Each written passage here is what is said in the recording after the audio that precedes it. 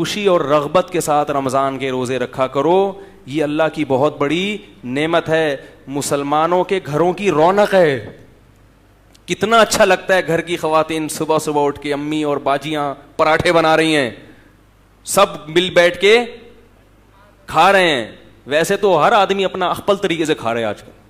بچہ اسکول سے آیا, وہ اپنی پلیٹ لے کے صوفے کے نیچے گھس گیا, ایسا ہی ہوتا ہے نا.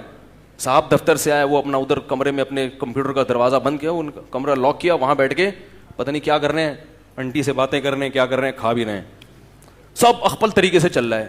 کم از کم رمضان میں آپس میں کیا ہو جاتا ہے, بولو بھائی, جڑ جاتے ہیں سحری میں, افطاری میں, اور پھر گھر کی خواتین کی قدر بھی ہوتی ہے. کیا خیال ہے؟ ٹھیک ہے نا. اس دن اگر افطاری میں ٹائم پہ کام نہ ہو اور آپ کو وہ چیزیں نہ ملیں, کیسا انسان غضبناک ہوتا ہے. بچے کھانے کا دل کر رہا ہے اور پکوڑے نہ ملیں آپ کو ایسی صورت میں. تو اس لیے جو ہے گیدرنگ ہو جاتی ہے, ایک گھر کا ماحول اچھا ہو جاتا ہے. تو بڑھ چڑھ کے روزے رکھا کریں. تکلیف ہوگی, مرچیں بھی لگیں گی. وہ نعت آئی تھی نا, وہ جب بھی میں تکلیف کا لفظ آتا ہے وہ مرچوں کا لفظ خود بخود یاد ہے.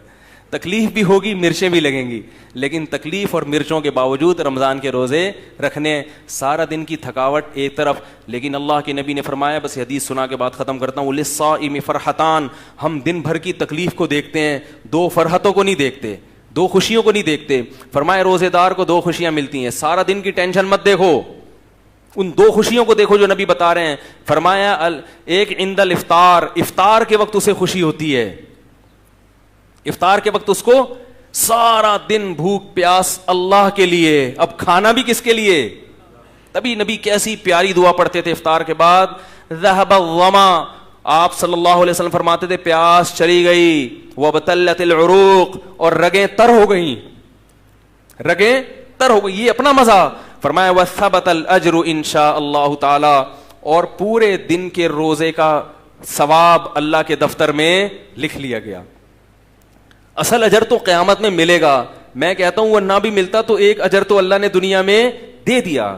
پیاس کے وقت پانی کا, بھوک کے وقت کھانے کا جو مزہ ہے وہ بغیر بھوک اور بغیر پیاس کے کھانے اور پینے میں نہیں ہے. اور یہ فطری لذتیں ہیں, ان کا آلٹرنیٹ اور ان کا نعم البدل اللہ نے دنیا میں رکھا ہی نہیں ہے. فرمائے ایک اجر, ایک لذت روزے دار کو افطار کے وقت ملتی ہے, اور ایک لذت آخرت میں ملے گی جب اس کو اجر دیا جائے گا. تو آپ صلی اللہ علیہ وسلم نے رمضان کے قیام کو یعنی تراویح اور تہجد کی بھی فضیلت بیان کی, اور آپ صلی اللہ علیہ وسلم نے رمضان میں دن کے روزے کی فضیلت بھی بیان کی. ایک روزہ بھی اگر چھوڑ دیا بغیر عذر کے, پورے سال روزے رکھو گے رمضان کے روزے کے برابر نہیں ہو سکتے.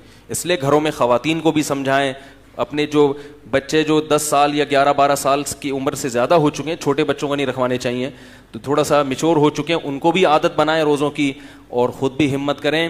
یہ بہار ہے جو اللہ نے مسلمانوں کو دی ہے, اس سے ہم اللہ کے انشاءاللہ قریب ہو جائیں گے. اللہ تعالیٰ سمجھنے کی, عمل کرنے کی توفیق عطا فرمائے.